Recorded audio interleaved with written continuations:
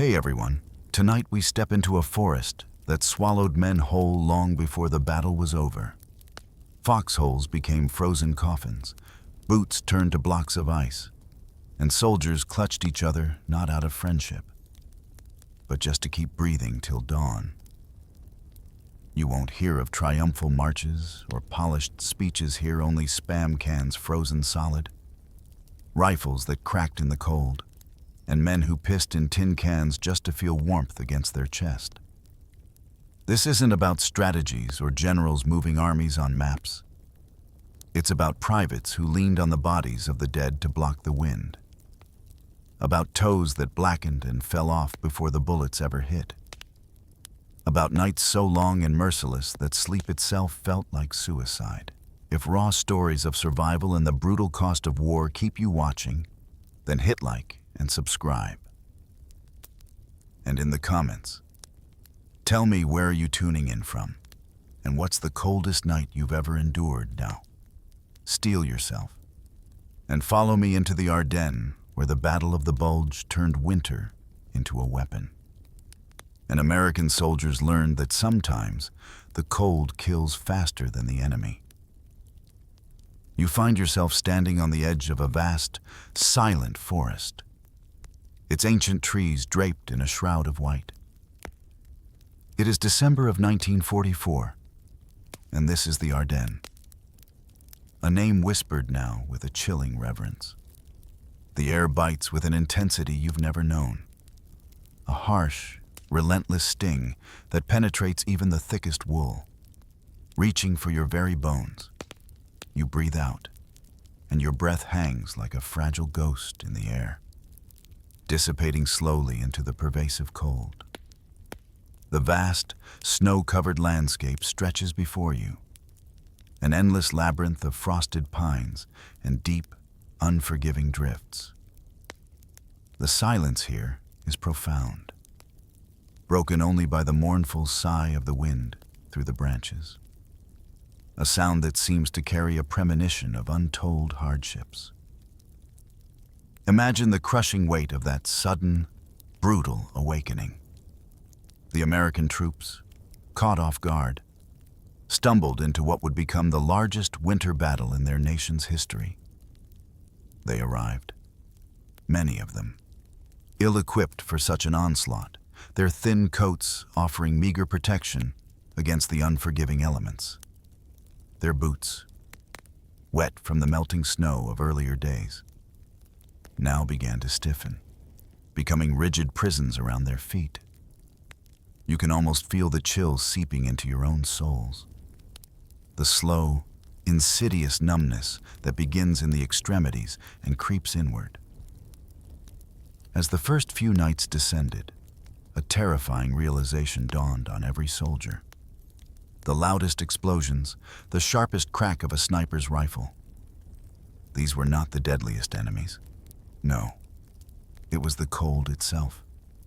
A silent, pervasive adversary that held the land in its iron grip.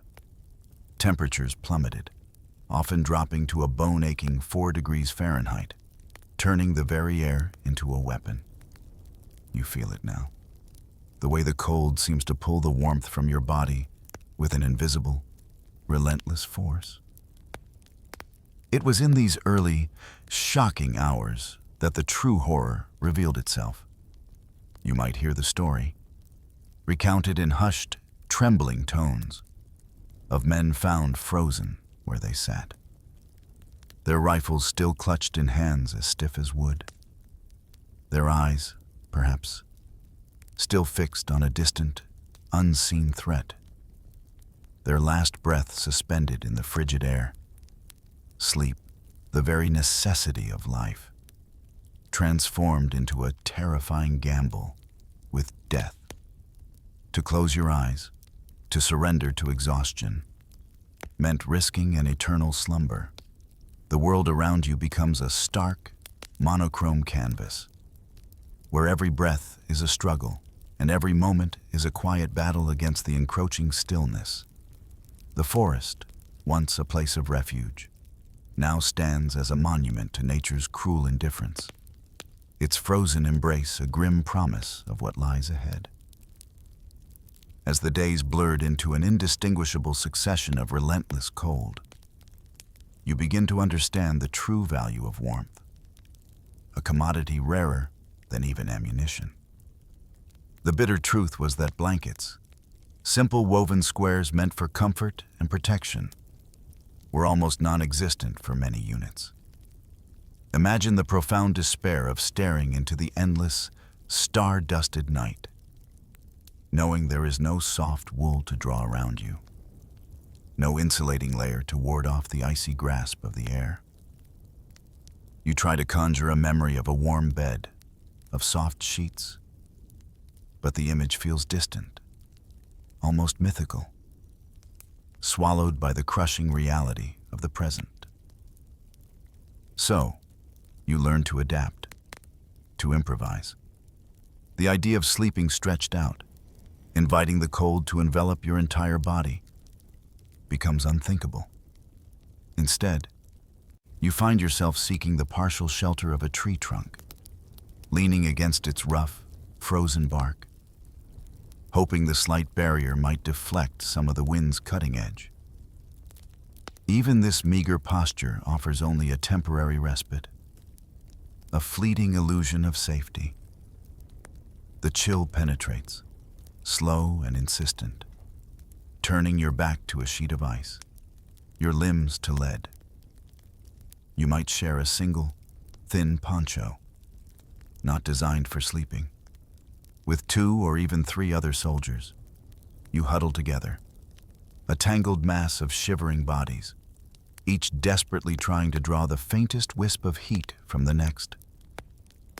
The collective warmth is barely perceptible, a fragile ember against the vast, consuming cold.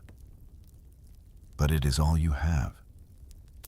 You feel the involuntary tremors of the man beside you, the shallow rhythm of his breath, and you know he feels yours too. In this raw, primitive embrace, individual identities blur, and you become a single, desperate organism fighting for survival. Others, driven by a primal need for insulation, would crawl into empty sandbags, the coarse jute offering a flimsy barrier against the ground's unforgiving chill. You pull the rough fabric around you, feeling the faint, earthy smell of the bags, a stark contrast to any comforting aroma of home. It's a claustrophobic, uncomfortable existence, but the slightest barrier, the merest reduction of exposed skin, can mean the difference between life and death. You hear hushed voices, perhaps your own, murmuring the grim truth. We fought over blankets harder than over rations. The urgency for survival superseded every other need, every other instinct. The dawn, when it finally arrived, often brought a new wave of fear. You would wake, if you were lucky enough to have slept at all, and turn to check on your companions.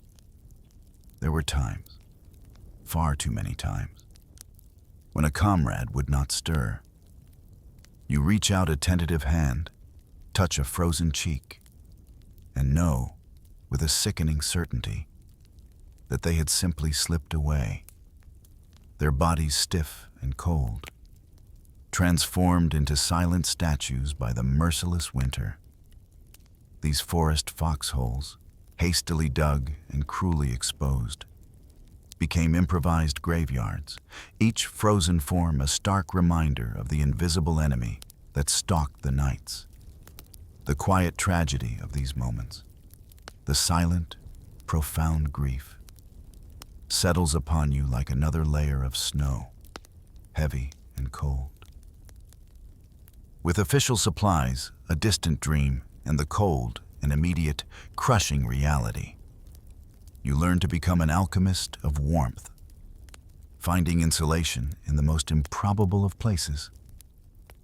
The very land around you, once a symbol of nature's indifference, now offers meager scraps of salvation.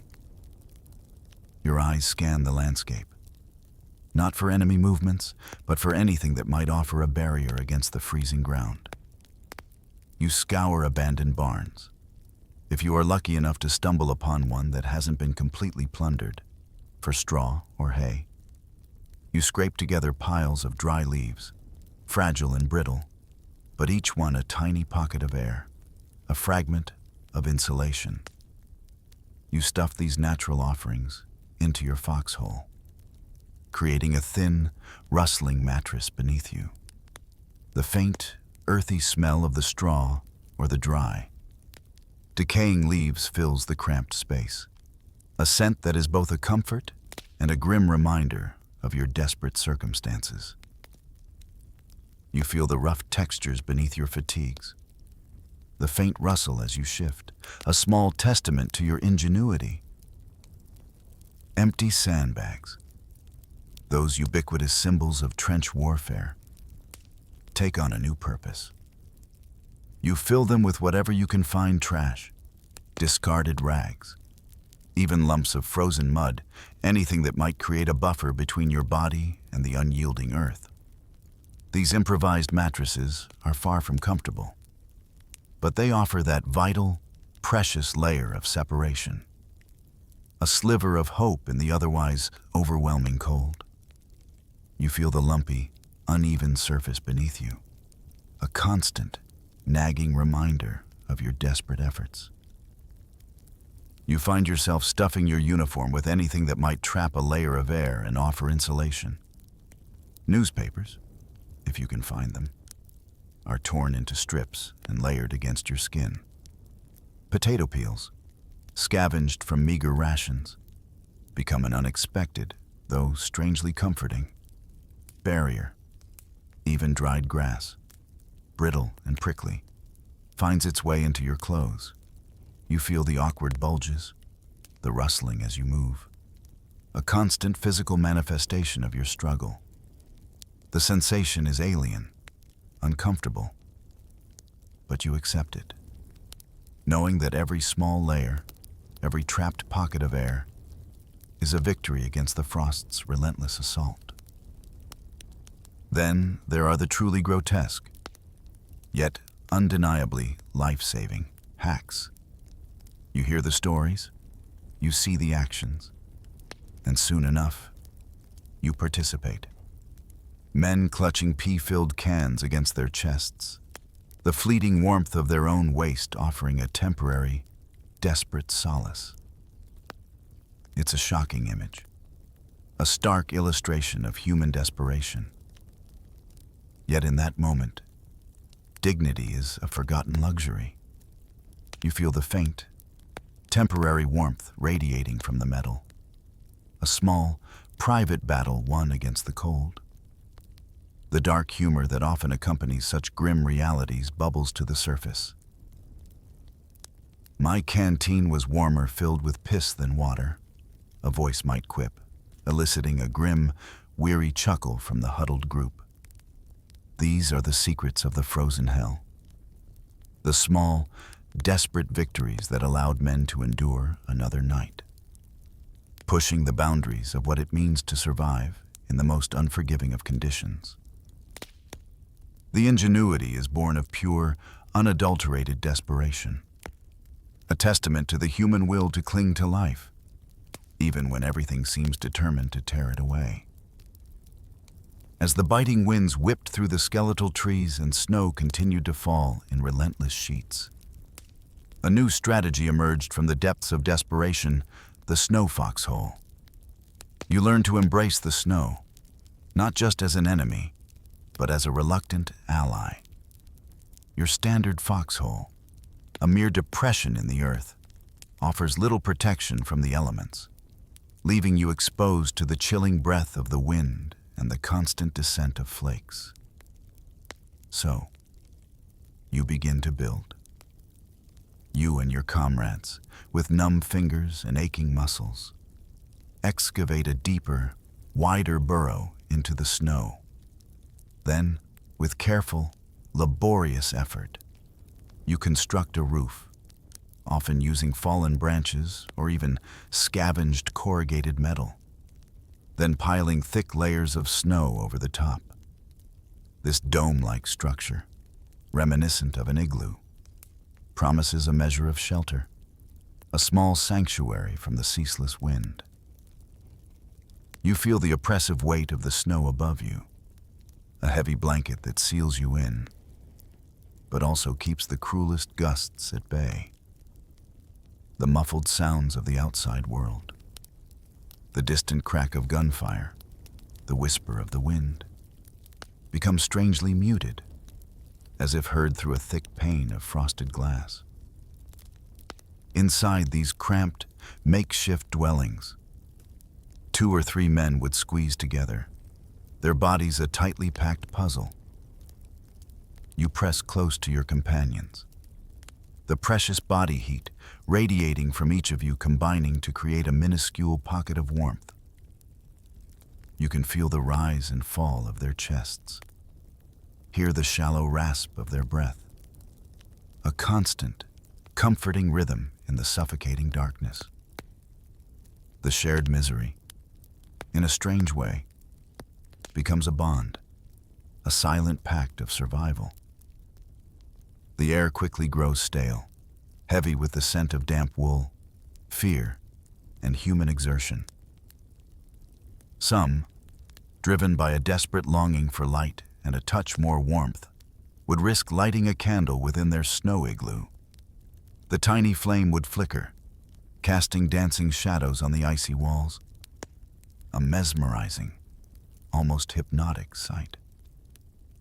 You would watch it, transfixed, feeling the faint, gentle heat radiating from its core, a beacon of hope in the overwhelming darkness. But this comfort came at a terrible price. The already limited oxygen within the confined space would rapidly deplete, the air growing thick and heavy, making each breath a conscious effort. You might feel a dull ache in your temples, a growing lethargy, the insidious creep of carbon monoxide poisoning, the fear of suffocating, of simply drifting off into an unwakeable sleep, would mingle with the fear of the external cold. And then there was the ever-present danger of collapse. A sudden heavy snowfall, a tremor from distant artillery, or simply the inherent instability of the snow roof could lead to catastrophe.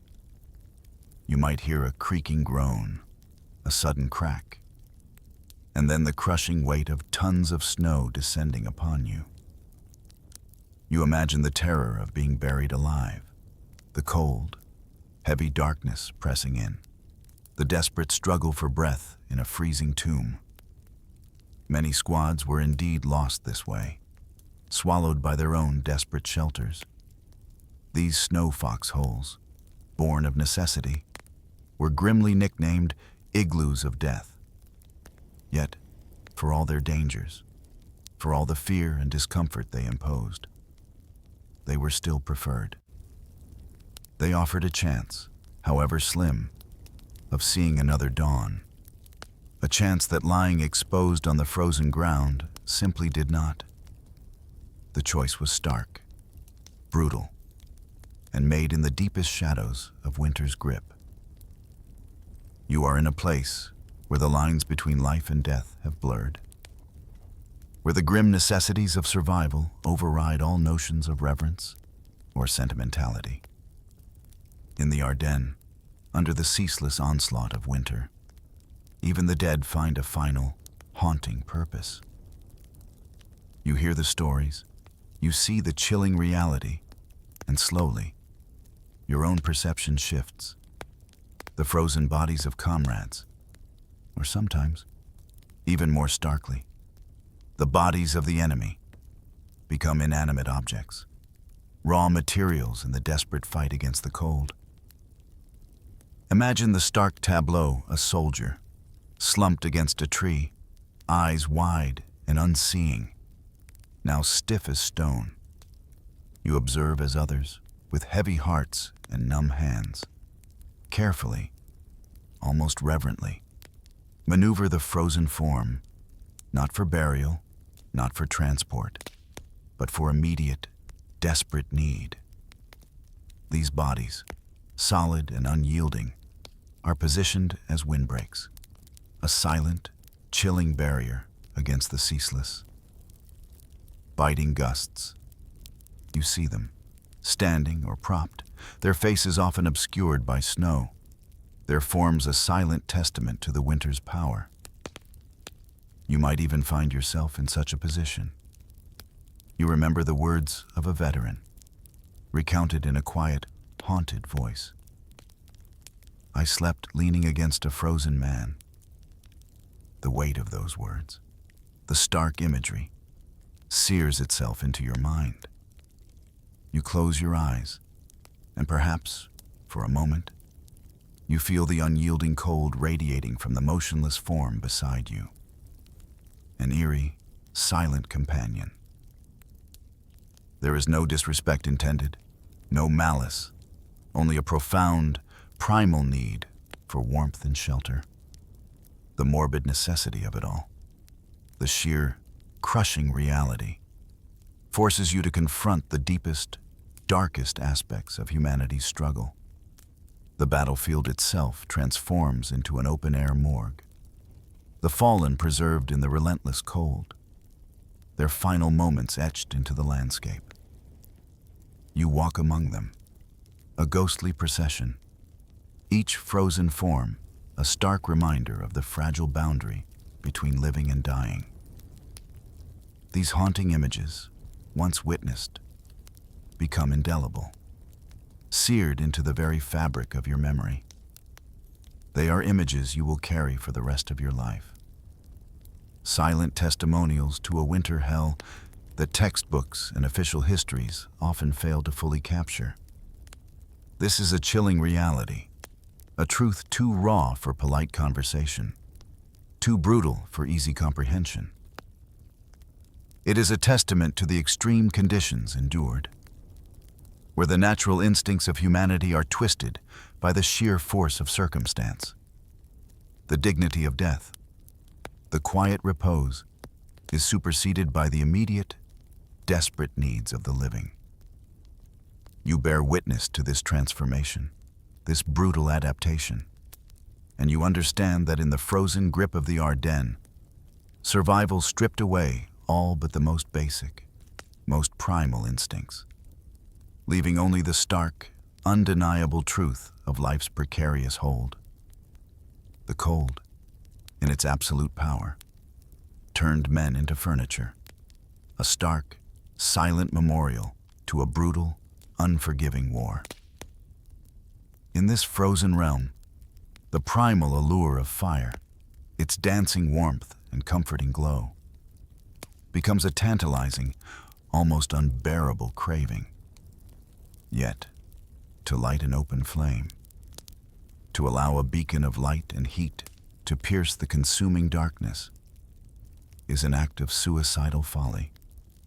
You know, with a chilling certainty, that even the smallest spark could draw the swift and merciless attention of German artillery, transforming your fleeting comfort into a devastating explosion.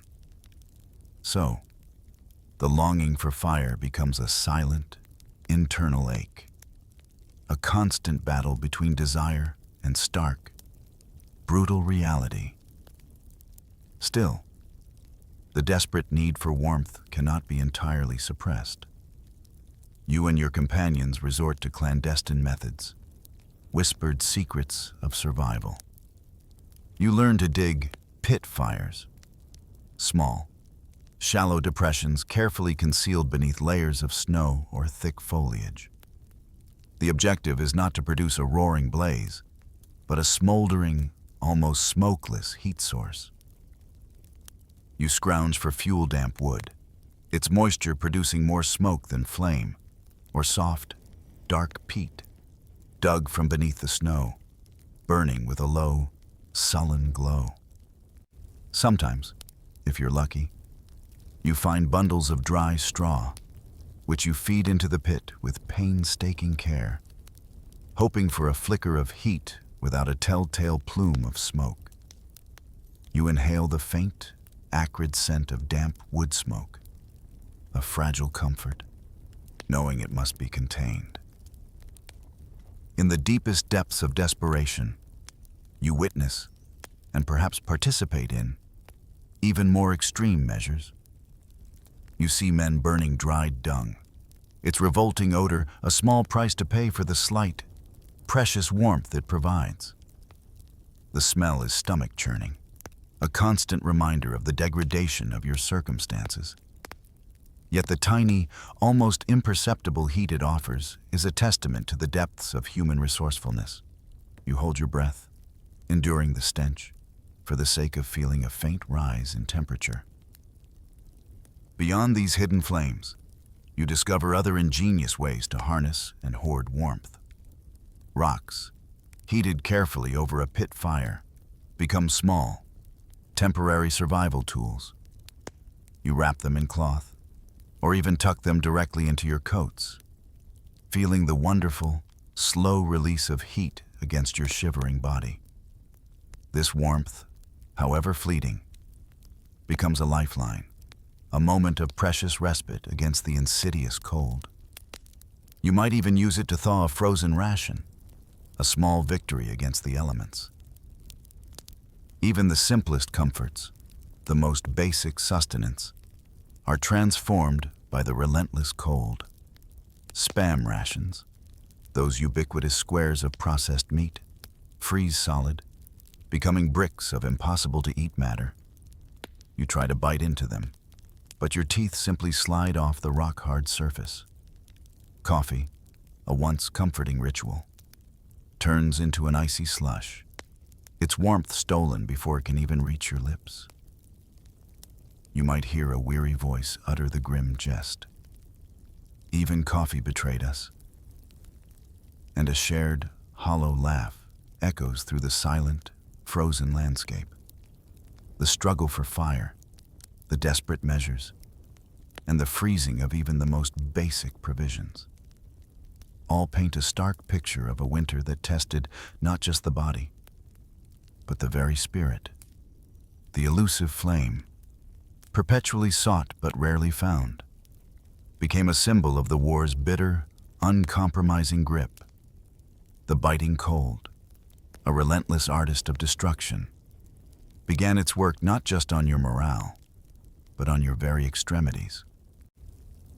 You learn quickly that your boots, those essential protectors, are also your most vulnerable point. Imagine taking them off at night, the momentary relief of freeing your constricted feet, only to discover them in the morning transformed into unyielding blocks of ice. They are stiff, rigid, impossible to bend, like strange, leathery coffins for your feet. The thought of forcing your frozen feet back into these icy prisons sends shivers down your spine, a sharp, physical pain before you even try. So, a new ritual, born of desperate necessity, emerges. You learn to sleep with your boots, sometimes even your wet socks, tucked inside your coat, pressed close to your body, beneath your armpits or against your chest. You feel their cold, damp presence against your skin, a discomfort that is preferable to the agony of frozen footwear. The faint, earthy smell of leather and sweat, normally unpleasant, becomes a scent of survival, a testament to your efforts to keep them pliable enough to wear come dawn. You understand that this small act, this careful preservation, is vital to your ability to move, to fight, to simply exist another day. But even these precautions are not always enough. The cold, insidious and persistent, finds its way. You feel the slow, creeping numbness in your toes, a loss of sensation that begins subtly, then deepens into a terrifying void. Frostbite becomes a common, devastating enemy, far more prevalent and silently destructive than enemy bullets. You witness its cruel progression, toes turning a ghastly white, then a mottled purple, before finally darkening to a horrifying, lifeless, black. The skin loses its elasticity, becoming hard and waxy, then brittle. You hear the stories, whispered in the darkness, of toenails loosening, then simply falling off, silent casualties of the relentless frost. The army doctors, overwhelmed and operating in crude, makeshift aid stations, faced an impossible task. They saw thousands of men whose feet and hands had succumbed to the cold beyond recovery. You hear the chilling statistic: thousands of amputations, not from shrapnel or bullets, but from the simple, brutal fact of exposure. Fingers, toes, entire feet, even hands, lost to the winter's silent attack. Imagine the anguish, the quiet despair of waking up to a permanent, irreversible loss. A piece of yourself sacrificed to the cold. One doctor, writing in a somber dispatch, captured the pervasive agony. Every step felt like walking on knives. You try to imagine that constant, excruciating pain, the raw, nerve-jangling sensation with every movement, every shift of weight. It's a pain that permeates every moment, transforming the simplest act of walking into a torment. The cold, you realize, kills silently, without a sound, without a visible enemy.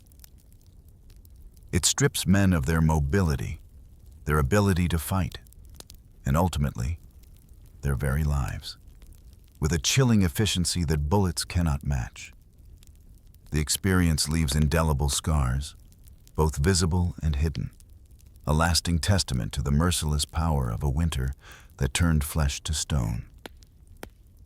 Beyond the physical torment, the cold waged a more insidious war, a battle for the very sanity of the men trapped in its icy embrace. You feel the slow, creeping erosion of your mind as the endless nights stretch on. Hunger gnaws at your stomach, a constant, dull ache. The wind howls outside your meager shelter, a relentless, mournful cry that seems to penetrate your very skull. Darkness, thick and absolute, descends with the setting sun, holding you captive for what feels like an eternity. And beneath it all, the ever-present, suffocating fear. It is in these depths of exhaustion and deprivation that the mind begins to play cruel tricks. You listen to the wind, its mournful sigh, and in the overwhelming silence, you find yourself straining to hear something more. Did you just hear a whisper? A murmur? A voice? Men swore they heard the wind speaking in German, its icy breath forming enemy words, taunts, or commands. You try to dismiss it, to rationalize. But the seed of doubt is planted, nurtured by fatigue and terror. The line between reality and hallucination blurs, and you begin to question the reliability of your own senses. The forest, once a natural entity, transforms into a hostile, sentient presence, its sounds imbued with malicious intent. The greatest fear, however, was not of the enemy in the shadows, but of the enemy within the seductive call of sleep. You know, deep in your bones, that to surrender to exhaustion, to simply close your eyes, could mean never opening them again. Many stayed awake, forcing their minds to remain alert, their bodies to continue moving, until delirium set in. You feel your eyelids growing heavy, your thoughts fracturing, the world becoming a hazy, distorted dreamscape. You might pinch yourself, dig your nails into your palms, anything to stave off the encroaching darkness of slumber. The fear of falling asleep, of slipping away into an eternal, icy repose, becomes a constant, gnawing presence, more terrifying than any waking nightmare. You see them. The tragic casualties of this psychological war, men found frozen, their eyes wide open, pupils dilated, staring blankly into the endless white. They are like statues in the snow, monuments to a sleep that became a sweet trap, leading straight to death. Their expressions, frozen in a silent scream or a vacant stare, are a grim reminder of the mind's final battle against the body's ultimate surrender. These images are perhaps even more haunting than the physical wounds, for they speak of a terror that transcended the body, reaching into the very soul. The psychological scars left by this winter were deep and enduring, often outlasting the physical wounds. The constant vigilance, the relentless fear of sleep, the hallucinations, the brutal cold all combined to create a profound trauma that resonated through the lives of the survivors. You realize that the Ardennes was not just a battle of bullets and bombs, but a crucible for the human spirit, a place where the winter itself became a psychological weapon, pushing men to the very brink of endurance, leaving an indelible mark on their minds that time could never fully erase. The quiet hum of madness, always just below the surface, was a constant companion in that frozen hell. In the biting embrace of the Ardennes winter, rank, privilege, and command became meaningless distinctions. The cold, a great equalizer, stripped away the pomp and circumstance of war, reducing everyone, from the lowliest private to the highest-ranking general, to the same fundamental struggle for survival. You hear the grudging admissions, the frank acknowledgments from even the most storied leaders. Generals George S. Patton Jr. and Dwight D. Eisenhower, titans of military strategy, openly declared the grim truth. The cold is our worst enemy, their words, echoing across the frozen landscape, confirmed what every shivering soldier already knew in their bones. Imagine these great strategists, men accustomed to planning vast movements of armies from behind warm desks, now finding themselves shivering in the same snow, feeling the same insidious chill that permeated every fiber of their beings. While they might have had slightly better accommodations, the fundamental reality of the deep freeze permeated everything. You can almost see their breath pluming in the frigid air, their faces etched with the same weary exhaustion that afflicted every man under their command. The meticulous battle plans and grand maneuvers suddenly seemed fragile, vulnerable to the crushing power of the weather. Patton, a man renowned for his unwavering resolve and fiery speeches, found himself turning to a higher power, seeking divine intervention against an enemy he could not bomb or outflank. You hear of his famous prayer, a desperate plea for a reprieve from the relentless elements. God of battles, give me sunshine. It's a striking image, a warrior general reduced to begging for a change in the weather, acknowledging the terrifying supremacy of nature over even the most formidable human will. His words echo your own silent pleas, your own desperate longing for a ray of warmth, a moment of respite, this shared misery, this universal struggle against the brutal elements, paradoxically forged a powerful, unspoken bond. The winter erased the usual hierarchies, blurring the lines of command and reducing everyone to their most basic human need to survive. You feel this sense of shared vulnerability, this collective defiance in the face of an implacable foe. It was a crucible of endurance, an ordeal that stripped away all pretense and left only the raw, unvarnished human spirit.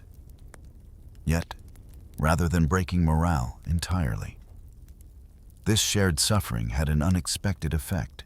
It hardened it. In the face of such overwhelming odds, a grim determination settled upon the troops. You realize that if the generals themselves acknowledged the cold as their primary adversary, then every man's struggle was validated, elevated to a strategic importance. The Ardennes, therefore, became more than just a battleground. It was a proving ground, a testament to the resilience of the human spirit. It forged a collective will, a quiet, unyielding defiance born not of triumph, but of shared, profound suffering. The winter may have been their worst enemy, but it also became the silent, formidable forge that tempered their resolve. As the long, brutal winter finally receded, replaced by the tentative promise of spring, the physical scars of the Ardennes remained, etched into the bodies and memories of those who survived. You see the evidence of its cruelty in the thousands of men who returned home bearing the marks of frostbite, the permanent numbness, the altered gait, the missing fingers and toes. Tens of thousands were left with amputations. Stark, visible reminders of a battle fought not just against an enemy army, but against the very elements. Each scar tells a story, a silent testament to the pain endured, the losses sustained, and the sheer tenacity required to live through such a hell. But the legacy extended far beyond the visible wounds.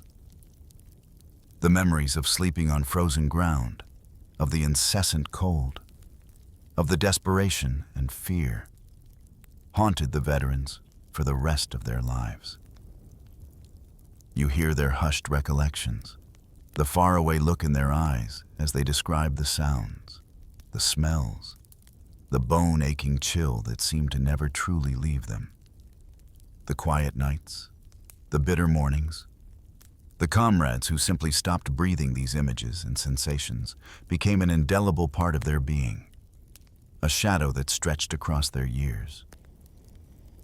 The profound lessons learned in the frozen foxholes of the Ardennes were not lost. In the aftermath, the U.S. Army undertook a sweeping redesign of its winter gear, determined never again to send its soldiers into such conditions so ill-equipped. You understand that their suffering, their extreme sacrifices, directly led to vital improvements in cold weather protection, ensuring that future generations of soldiers would face a slightly less brutal struggle against the elements. Their endurance, in a way, became a shield for those who followed. The Battle of the Bulge, though a victory, is remembered with a particular kind of reverence, forever etched into history as Winter Hell. It is a name that evokes not just the ferocity of the fighting, but the unparalleled brutality of the conditions. You can almost feel the weight of that name, the chilling stories it contains. And yet, amidst the grim recollections, a dark humor often emerged from the survivors. You might hear a veteran, his eyes twinkling with a weary, knowing glint, offer the ultimate summation of that brutal winter. If you slept, you froze. If you stayed awake, you went crazy. It's a statement that encapsulates the impossible choices, the no-win scenarios that defined their existence in the Ardennes. It speaks to the razor's edge upon which they balanced, where both respite and vigilance held the threat of destruction. This chilling testimony, this enduring memory, stands as irrefutable proof that war kills, not just with the swift, violent impact of bullets and bombs, but with the insidious, relentless, and equally certain grip of cold. The Ardennes winter remains a stark, silent reminder of nature's indifference and humanity's incredible, terrifying capacity for endurance in the face of unimaginable suffering. And so, as the image of the snow-covered forest gently recedes, you are left with the profound echoes of those frozen nights, a quiet, lingering testament to a profound human story. Imagine, if you will. The world as it stood in December of 1944. You are living through the fading embers of a brutal year. A year that has seen immense sacrifice and hardship across the globe. Victory, you might have thought, was finally within reach. The grand machinery of war, the relentless advance of the Allied forces, had pushed Germany back on all fronts, from the sun-baked beaches of Normandy to the muddy fields of Italy, and the vast, icy plains of the Eastern Front. The Reich was cornered, seemingly crumbling under the immense pressure. A collective sigh of relief, fragile yet palpable, hung in the air like a wisp of smoke. A promise that peace might soon grace the world once more. Yet, deep within the shadowed, twisted mind of Adolf Hitler, a final, desperate gamble was taking shape. A plan of audacious, almost suicidal, scope. He envisioned one last, decisive strike, a daring thrust that would shatter the Allied resolve and turn the tide of a seemingly lost war. You, as a soldier, might have felt the weariness in your bones, the dull ache of sustained effort, the endless marching, the constant vigilance, the gnawing anxiety had taken their toll. You craved rest, a quiet moment, a respite from the ceaseless conflict. The chosen ground for this chilling final act, the ancient, sprawling expanse of the Ardennes forest. To you, perhaps, it was merely another sector, a dense, dark labyrinth of towering pines, gnarled oaks, and snow-laden firs stretching for miles across Belgium, Luxembourg, and Germany. It had earned a reputation, among the weary troops, as a soldier's holiday sector. A quiet front, a place where exhausted units might be sent to recuperate, where new, untested replacements could gain their bearings in a relatively calm environment. The silence there was often profound, broken only by the whisper of the wind through the trees or the crunch of frozen snow beneath your boots. It felt, in its stillness, almost peaceful. But beneath that pristine blanket of white, beneath the deceptive calm, danger was not merely brewing. It was churning, gathering its dreadful force. The Allied lines, you would observe, were stretched thin, strained like an old wire ready to snap. After months of relentless campaigning, of pushing forward against fierce resistance. The divisions were depleted, their manpower spread across vast distances. Veteran units, hardened and scarred by battle, were intermingled with fresh faces, young men who had barely left their homes in America, their uniforms still crisp, their enthusiasm often masking a deep, unspoken apprehension.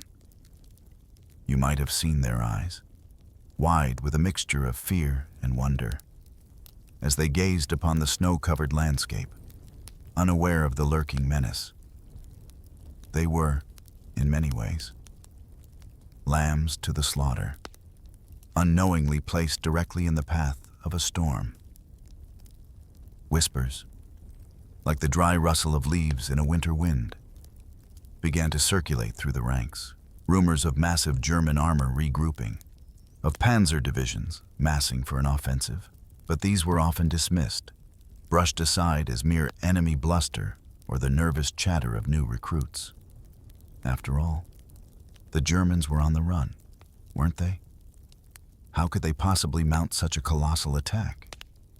You might have heard the cynical jokes, the dismissive remarks, the collective desire to believe that the war was nearing its end, that the worst was surely over. The human mind, in its weary state, often seeks comfort in denial. But in truth, far from being a bluff, a colossal force was indeed gathering. 2 entire panzer armies, formidable machines of war, were meticulously positioning themselves. Their engines hummed softly in the cold. Their cannons pointed west, their crews preparing for a decisive, earth-shattering strike. The secrecy surrounding this operation was absolute, a chilling testament to German military efficiency. Beneath the canopy of the silent, snow-dusted Ardennes, a vast and terrible trap was being set. The stage, without your knowledge, was slowly but surely being prepared for one of the most brutal and pivotal engagements of World War II, the Battle of the Bulge. A fight for survival that would test the very limits of human endurance and courage. As you settle into your quiet space, let the atmosphere of this unsuspecting moment envelop you. A calm before a terrible storm. Now, shift your focus and imagine yourself among a very particular group of soldiers, a small, tightly knit band, chosen for a mission that required extraordinary qualities. You are part of the Intelligence and Reconnaissance, or INR, platoon of the 394th Infantry Regiment. This isn't just any platoon. It's a hand-picked unit, a collection of only 22 men, each one selected not just for their ability to follow orders, but for something more profound. They were chosen for their keen intellect, their sharp minds, their capacity for critical thinking in the most dire of circumstances. They were selected for their exceptional marksmanship, a precision born of countless hours on the range, a steady hand and a calm eye that could make a difference in a heartbeat. And perhaps most critically, they were chosen for their incredible stamina, their ability to endure grueling marches, sleepless nights, and the relentless, soul-sapping cold of a European winter. Leading this unique group was a young man, barely out of his teens. Lieutenant Lyle Buch. At just 20 years old, he was the second youngest in the entire unit, yet bore the immense weight of leadership on his slender shoulders. You might have seen the quiet determination in his eyes, the responsibility etched around their edges. He was a paradox of youth and seasoned command, a reflection of the desperate times that thrust boys into men's roles with terrifying speed. His orders were clear. If terrifyingly dangerous, sneak ahead of the main lines, patrol the shadowy forests, scout enemy movements, and act as the eyes and ears of the regiment. They were the vanguard, the first to know, the first to see, the first to face the enemy's hidden intentions.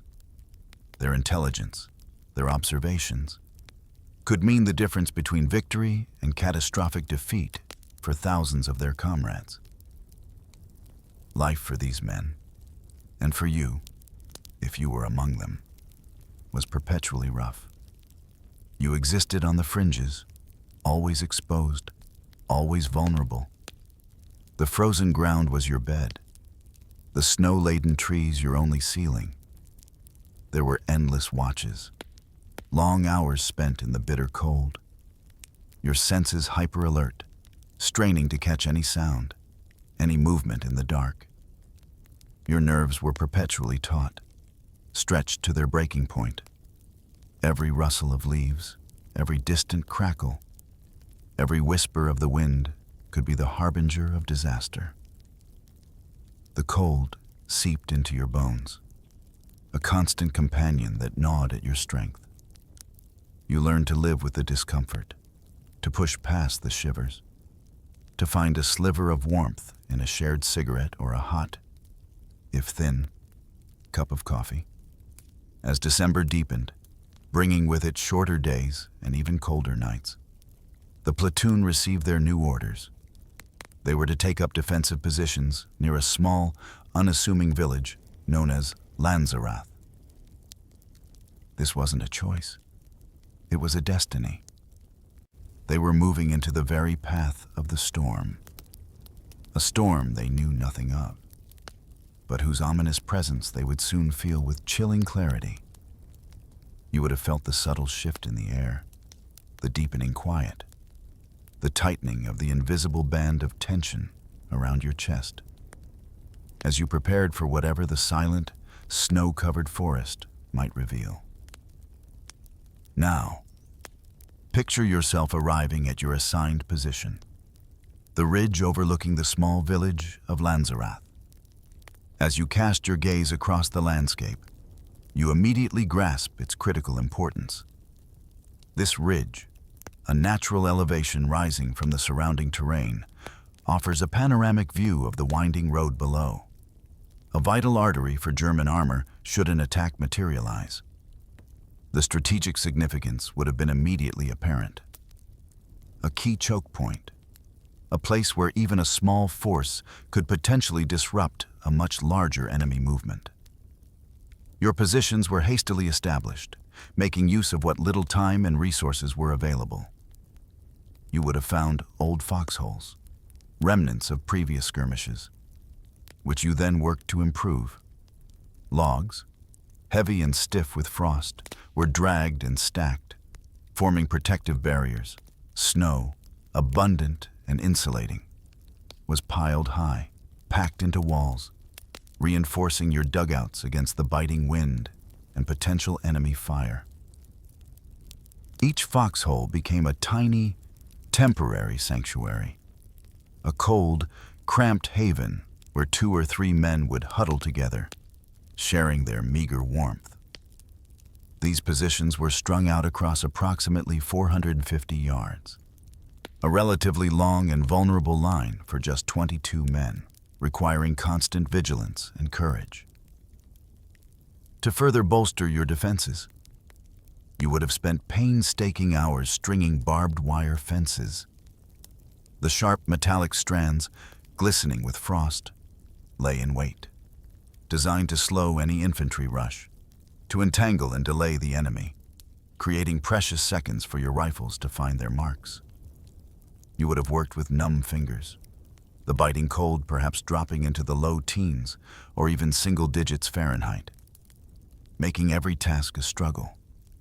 The wire, in its silent menace, was your first line of defense, a stark, unforgiving barrier in the otherwise pristine white landscape. Your arsenal, though modest for the task ahead, was carefully deployed. You had your trusty M1 Garand rifles, each weighing about 9.5 pounds, their solid wooden stocks feeling cold and smooth against your gloved hands. You knew the familiar weight, the satisfying clink, as the 8-round clip ejected. Then there were the heavier Browning automatic rifles, or bars, formidable weapons weighing around 20 pounds, capable of laying down sustained fire. The distinct, deep thud of their automatic discharge was a sound you knew well. A 30 caliber M19 Browning machine gun, a workhorse of the infantry, added to your firepower, its rapid staccato promising to tear through enemy ranks. And then, there was the imposing 50 caliber heavy machine gun, mounted on a jeep, a true beast weighing about 84 pounds, capable of firing heavy rounds that could shred light vehicles and infantry alike. Its presence, though vulnerable, offered a significant psychological boost, a heavy hammer against an anticipated onslaught. As an additional layer of vigilance, 2 men from your platoon manned an outpost positioned inside the village itself, their mission to observe and report any enemy approaches, to be the earliest warning system. It was a lonely, exposed duty, separated from the main defensive line, a constant reminder of the isolation that defined your mission. You could imagine their apprehension, their every sense heightened, peering into the swirling snow, listening for any telltale sign of movement in the quiet, desolate hours. And so, you braced yourselves against the cold winds that swept across the exposed ridge. You sipped coffee, often lukewarm, from tin cups, the metal cold against your lips. the meager warmth offering fleeting comfort. You watched. You waited. Your breath misting in the frigid air. Your eyes scanning the horizon. Your ears straining against the whisper of the wind. You knew, deep in your gut, that something was bound to break the quiet. That the serene, snow-covered landscape was merely holding its breath before unleashing an unimaginable fury. The tension was a palpable thing, a heavy cloak draped over every man, as the world waited for the inevitable. As you shivered in your foxhole, the world beyond Lanzerath was hurtling towards a cataclysm orchestrated by a single, desperate man. Far removed from your cold perch, in the heavily fortified bunkers of Germany, Adolf Hitler, obsessed and increasingly detached from reality, was unleashing Operation Wacht am Rhein, a surprise offensive through the Ardennes. For him, this wasn't merely a battle. It was a last-ditch, all-or-nothing effort to reverse the tide of a war that was slowly but surely consuming his regime. He believed, with an almost insane fervor, that a decisive victory here could shatter the Western Allies' resolve, drive a wedge between them, and force a negotiated peace, allowing him to turn his full, brutal attention back to the Eastern Front. His strategic goals were clear and chillingly ambitious. The primary objective to split the Allied lines, creating chaos and disarray. Then, with a swift, aggressive thrust, his forces were to seize the vital port city of Antwerp, a critical logistical hub for the Allied supply effort. Denying the Allies this port would cripple their ability to wage war. Hitler reasoned, starving them of the resources they needed to advance. The grand, ultimate vision was to force the Western Allies to the negotiating table, to accept a separate peace that would buy him time and allow Germany to fight on, perhaps for years. The spearhead of this audacious attack was none other than the notorious 6th SS Panzer Army, under the command of the ruthless SS Standartenführer, Joachim Peiper. Peiper was a man whose name was synonymous with brutal efficiency and utter disregard for human life. His units were not just soldiers. They were fanatics, indoctrinated with Nazi ideology, fueled by a potent blend of desperation and a twisted sense of superiority. You might have heard whispers of their cruelty, tales that made your blood run cold, knowing that such forces were now driving towards you. Their panzers, heavy and ominous, were poised to cut through any resistance with a savage momentum. Before Peiper's armored giants could roll through, however, the path had to be cleared.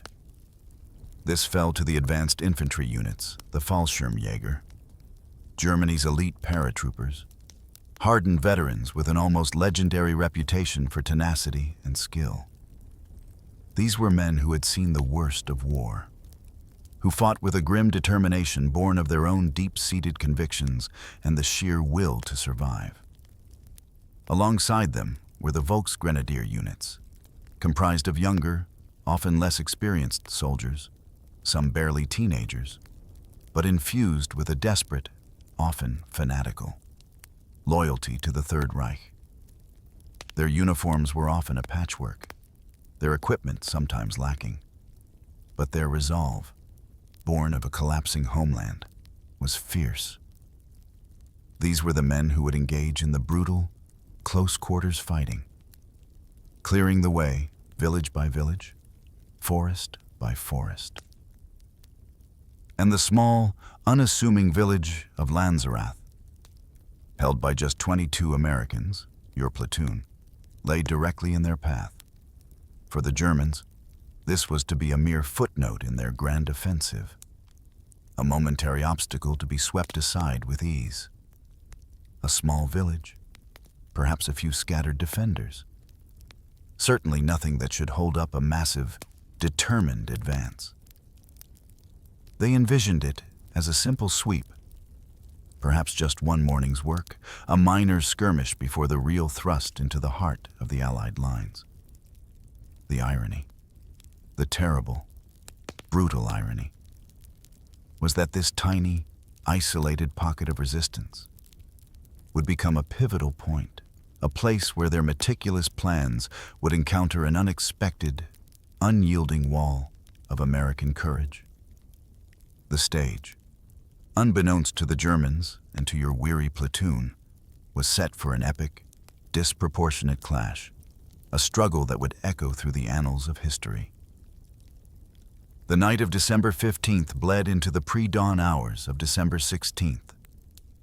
A stillness descending upon the Ardennes that felt heavier, colder than usual. You, huddled in your foxhole, might have been half asleep, perhaps dreaming of a warm meal or a moment of quiet peace, when the world around you violently erupted. At precisely 5:30 a.m., the tranquil silence was ripped apart by a sound that would forever be seared into your memory, the deafening, earth-shattering crash of artillery fire. It was not a distant rumble. It was an immediate, overwhelming torrent, a terrifying symphony of destruction that crashed down upon your positions without warning, ripping you from sleep into an instant. Primal terror. Shells, roaring like angry dragons, walked across the pristine snow, each explosion a concussive shockwave that slammed into the earth, shaking the very ground beneath you. The impact of the heavy ordnance felt like a giant fist pounding the frozen soil, threatening to collapse your carefully constructed foxholes. The air, moments before crisp and clear, was now thick with the acrid smell of cordite, the metallic tang of burnt propellant mixing with the sweet scent of disturbed pine needles and churning earth. Smoke, gray and choking, billowed upwards, obscuring the already dim light of dawn, creating a surreal, nightmarish landscape where flashes of orange and red momentarily illuminated the chaos. You pressed yourself deeper into the cold earth, your hands gripping your rifle, your heart hammering against your ribs, a frantic drumbeat of pure adrenaline. Through the deafening din, a chilling realization would have begun to dawn on Lieutenant Book, a veteran instinct honed by months of combat. This was no mere harassment fire, no routine shelling designed to soften defenses or keep heads down. This was different. This was a sustained, overwhelming barrage, a methodical pounding that spoke of a far greater intention. This, he knew with a sickening certainty, was the opening salvo of something vast, something massive, an offensive on a scale they had not anticipated. The sheer volume and intensity of the explosions signaled a grand, terrifying design, not a localized skirmish. Amidst the chaos, the fate of your two comrades in the outpost within Lanzerath village became tragically clear. The communication lines, fragile strands of wire in the best of times, were undoubtedly severed, obliterated by the relentless shelling. Attempts to reach them, to send a runner through the inferno, would have been futile, perhaps even suicidal. You would have felt a profound sense of helplessness, knowing they were out there, cut off, likely under direct fire, isolated from any chance of support.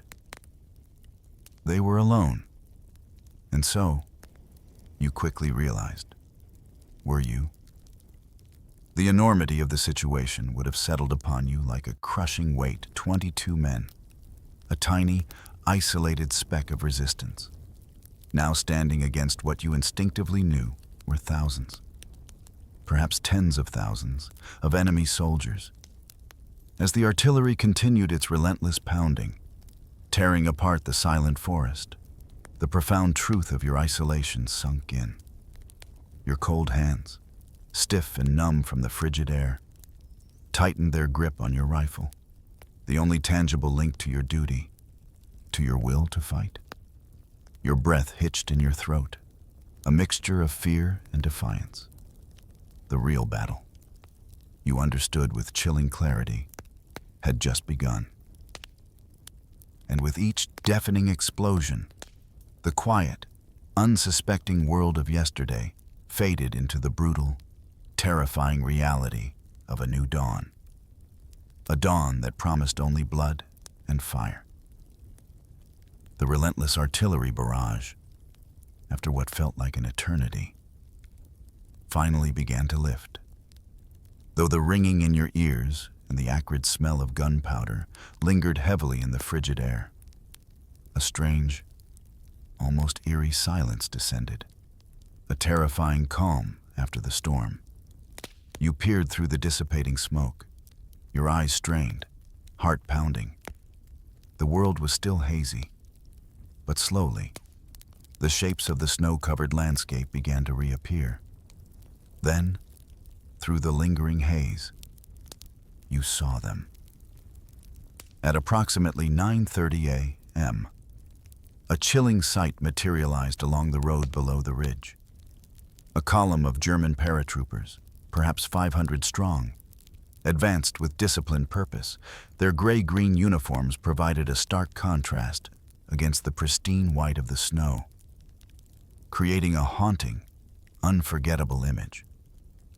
They were not creeping or sneaking. They were marching, confidently, in open view. Their weapons slung, seemingly oblivious, or perhaps disdainful, of any potential resistance. You could almost feel the ground vibrate faintly from their measured tread. A silent, menacing procession of well-trained soldiers. A flicker of movement caught your eye from the small village. A young girl, a civilian, emerged from one of the houses with a gesture that would live in infamy. She pointed directly towards your hidden positions on the ridge. A simple, innocent act, perhaps, or one born of fear. But its consequence was devastating. She had unwittingly, or perhaps knowingly, betrayed your carefully concealed presence, stripping away the element of surprise you had so desperately relied upon.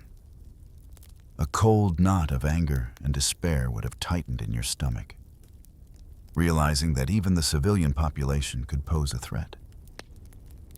Up on the ridge, Lieutenant Buch's eyes narrowed, his youthful face hardened by the grim reality. He watched the advancing Germans, their numbers seeming to swell with each passing second. The moment of decision had arrived. With a voice barely above a whisper, yet carrying the full weight of command, he gave the order, "Open fire." The words, though soft, detonated a sudden, furious response from your hidden positions. The silence of the winter morning was instantly shattered by a cacophony of war. Rifles cracked, the distinct report of the M1 Garands echoing across the valley. Machine guns roared, the lighter .30 caliber spitting its deadly stream, while the mighty .50 caliber, for a precious few moments before its fate was sealed, added its terrifying bass-laden thunder, tearing through the air. The road, moments before a tranquil path, instantly transformed into a slaughterhouse. Men crumpled into the snow, their confident advance shattered by an unseen enemy. The Germans, caught completely by surprise, scattered in panic, their disciplined formation dissolving into chaos. They had expected an easy sweep, perhaps a few token shots from retreating forces. Instead, they faced an unexpected, ferocious wall of hidden defenders. A concentrated fire so intense it must have felt like a full company. When the last shots subsided, and the immediate, desperate counterfire from the Germans had faded, an eerie quiet settled once more. The ridge, moments before a scene of desperate defense, was now silent save for the groans of the wounded and the distant shouts of German officers attempting to regain control. The snow before your positions was no longer pristine. It was littered with bodies, stark against the white, crimson spreading slowly beneath them like macabre flowers. You would have felt a surge of grim satisfaction, a brief, fleeting triumph.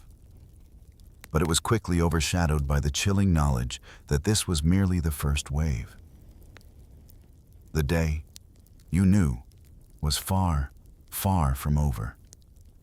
The real struggle had only just begun. The initial shock of the American defense had momentarily stalled the German advance. But their seasoned commanders would not be easily deterred. The brief lull in fighting was merely a chance for them to regroup, to assess, and to launch another, even more determined assault. You would have felt the tension build again, the unspoken understanding among your comrades that this was far from over. At around 1100 a.m., the Germans attacked again. This time, they came in skirmish lines, a more tactical approach, spreading out their forces to present a less concentrated target. You watched as they advanced cautiously but relentlessly, their gray forms weaving through the trees and across the open fields, aiming directly for your barbed wire defenses. The air once more filled with the crackle of small arms fire, a steady, ominous hum that grew louder with each step they took. As they reached the wire, their advance hesitated, the cruel snags and tangles momentarily slowing their momentum. This was your moment. From the foxholes, a torrent of fire erupted. The bars chattered, their heavy rounds tearing through the German ranks. Rifles barked with renewed fury, picking off targets with deadly precision. The .30 caliber machine gun, its operator pushing the weapon to its limits, laid down a sweeping curtain of lead. You witnessed the assault collapse in minutes, a testament to the concentrated firepower and the sheer will of your small band of defenders. Many Germans never made it past the wire, their bodies falling lifelessly, entangled in the cruel metal, or dropping into the snow just short of your positions. The snow before the ridge, already marked by the previous encounter, became further stained with dark crimson, a grim testament to the escalating carnage. Bodies lay frozen where they fell, stark against the white landscape, silent witnesses to the desperate struggle. The afternoon wore on, a relentless cycle of waiting and fighting. You could feel exhaustion creeping into your muscles, the adrenaline beginning to wane, leaving behind a profound weariness. Then, around 300 p.m., another wave came. This one was larger, fiercer, and accompanied by heavier, more concentrated fire. Machine guns rattled from the German side, tearing into the trees above your heads, sending splinters and snow showering down. Mortar rounds began to fall closer, sending geysers of snow and earth skyward, threatening to collapse your foxholes. This was the moment when the Jeep-mounted Posseit's .50 caliber machine gun truly shone. An engine of pure destruction, its deep, powerful roar cut through the din of battle, sweeping entire lines of advancing Germans into the snow. The heavy rounds tore through flesh and bone, creating a terrifyingly effective barrier that few could hope to cross. For a time, it was your most potent weapon, a desperate equalizer against overwhelming numbers. You watched, mesmerized and horrified, as it carved paths of devastation through the enemy ranks. Against all conceivable odds, against hundreds of determined, well-armed enemy soldiers, the 22 men of the INR platoon still held their ground. You had repelled attack after attack, transformed a mere village ridge into an impregnable fortress through sheer grit and courage. But the cost was mounting, and a new, insidious enemy was beginning to make itself known, dwindling ammunition. Each shot fired, each burst of machine gun fire meant less to protect you from the next wave. The clips were lighter, the ammo cans emptier. The ticking clock of dwindling resources now added another layer of anxiety to the already unbearable pressure. You were holding. Yes. But for how much longer could this tiny force defy the inevitable? The relentless pressure of the German army was a suffocating weight, threatening to crush you. As the afternoon sun began its slow, inevitable descent, casting long, chilling shadows across the blood-soaked snow, the battle intensified, becoming a grueling test of human endurance. The focus shifted from grand movements to the intimate, agonizing details of survival. The wounded began to pile up, their cries and groans a heart-wrenching counterpoint to the continuing sounds of battle. You would have seen your comrades, men you had shared meals and quiet conversations with, now twisted in pain. There were shattered jaws, faces torn and disfigured by shrapnel, teeth broken and bloodied. You would have heard the gasps of men struggling to breathe, the desperate whispers for water, with no medics readily available, and the intense fighting preventing any organized aid. Each man became his own caregiver, or a desperate aid to his comrade, using whatever makeshift bandages were at hand. The cold, which had been a constant discomfort, now became a brutal enemy, threatening the lives of the injured. To compound the deepening crisis, the lifelines that connected your isolated platoon to any semblance of friendly forces began to snap. Communications were cut, the fragile wires severed by shell fire or enemy action. You were truly alone now, a tiny island of resistance in a vast, hostile ocean. Then, another devastating blow, the formidable .50 caliber machine gun, which had been a bulwark against the German assaults, was disabled. A direct hit, perhaps, or a jam that could not be cleared under fire, silenced its thunderous roar.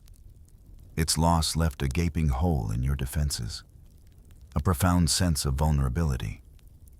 You were running dangerously low on ammunition, each remaining round a precious commodity, its expenditure weighed against the desperate need to conserve. In the blurred chaos of battle, judgment could become skewed, desperate actions taken in the throes of terror. You might have witnessed Private Milosevic, a man pushed to his absolute limit, firing at German medics. In the swirling smoke and confusion, perhaps he saw them as spotters, believing they were signaling artillery coordinates, or simply as an extension of the enemy force that sought to destroy them. It was a stark reminder of the moral compromises and brutal necessities that war forced upon men, blurring the lines between right and wrong, survival and humanity. The Germans, realizing the effectiveness of your fortified positions, shifted tactics. Mortar fire began to rain down with increasing intensity, the shells arcing high into the sky before plummeting to earth around your foxholes. Each explosion sent plumes of snow and earth upward, showering you with debris. The concussive blasts threatened to shake your foxholes apart, loosening the packed snow and logs, slowly but surely eroding your meager protection. You felt the earth shudder, the constant vibration, a physical manifestation of the relentless pressure. You were exhausted, bone-weary from hours of non-stop fighting, your muscles screaming in protest. You were freezing, the biting cold having long ago seeped into your very marrow, making every movement an effort. You were half-starved, your last decent meal a distant memory, replaced by the bitter taste of fear and adrenaline. Yet, Despite all this, despite the mounting casualties, the dwindling resources, and the overwhelming odds, the platoon refused to yield. A fierce, unbreakable resolve burned in their eyes, in your own eyes. A quiet, desperate pact was made among the survivors' hold until dark, until the cover of night offered a slim chance. Then, and only then, would they try to slip away, to melt into the shadows of the forest and find their way back to friendly lines. This promise, whispered through chattering teeth and ragged breaths, became the last flickering ember of hope in a darkening world. The sun finally dipped below the horizon, bringing with it not the promised solace of escape, but a deepening sense of dread. Sunset, which was meant to be your cover, instead brought disaster. The Germans, tenacious and cunning, had learned from their previous frontal assaults. Under the growing cloak of twilight, they skillfully slipped around your flanks, exploiting the vast expanse of the ridge that your small force could not possibly cover entirely. The element of surprise, which had once been yours, was now turned against you.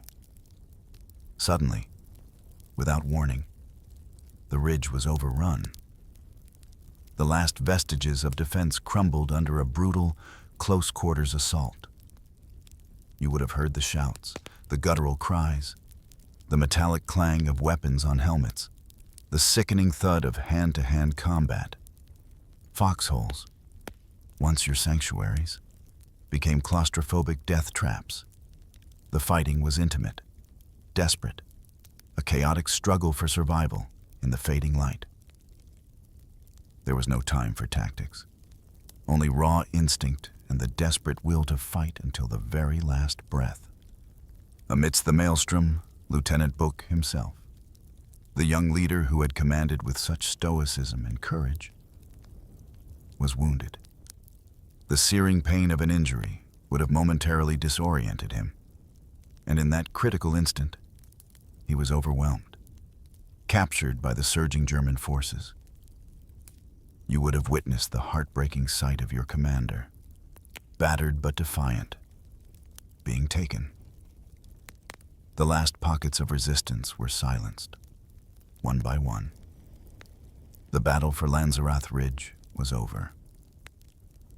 As the chaos subsided, replaced by the grim reality of defeat, the tragic toll of your stand became clear. One American lay dead on the blood-soaked snow, a final, unmoving testament to the fierce fight. 14 more were wounded, their injuries a painful legacy of the relentless struggle. Nearly all the surviving members of the platoon, battered, exhausted, and bleeding, were taken prisoner. The silence that followed the battle was heavy, broken only by the whispers of the German victors and the groans of the injured on both sides. The Germans, however, had paid a heavy price for their victory over this small, stubborn band of Americans. Though they had taken the ridge, their casualties were substantial. Dozens of their soldiers lay dead, their sacrifice a testament to the unexpected ferocity of your defense. More than 100 others were wounded, their bodies broken by your accurate fire. This was no simple sweep. It was a bloody, costly engagement that had exacted a toll far greater than they had ever anticipated from a mere 22 men. As night fully enveloped the devastated landscape, you, along with your surviving comrades, were rounded up, shivering from the cold, bleeding from your wounds, and reeling from the physical and emotional exhaustion. You began the long, ignominious march into captivity. The feeling of defeat was heavy, but beneath it, a quiet defiance remained. You were captured. Yes, but you were unbroken. You had fought with a courage that defied logic. And though your freedom was lost, your spirit, tempered in the crucible of battle, remained resilient, a silent testament to the extraordinary fight you had waged on the desolate ridge of Lanzerath. As you are led away into the freezing German night, bleeding and defeated, the immediate outcome felt like a crushing loss. Yet, in the grand, sweeping tapestry of history, the valiant stand of the INR platoon at Lanzerath Ridge was anything but a defeat. Though your small force was ultimately overwhelmed, your stubborn, almost suicidal resistance achieved something profoundly crucial: your stand against all odds. Delayed Piper's lead elements for a staggering 12 crucial hours. 12 hours in the frantic, fast-paced maneuvering of a desperate battle like the Battle of the Bulge was an eternity. It was a delay that disrupted the meticulously planned German timetable, creating a critical ripple effect that spread across the entire front.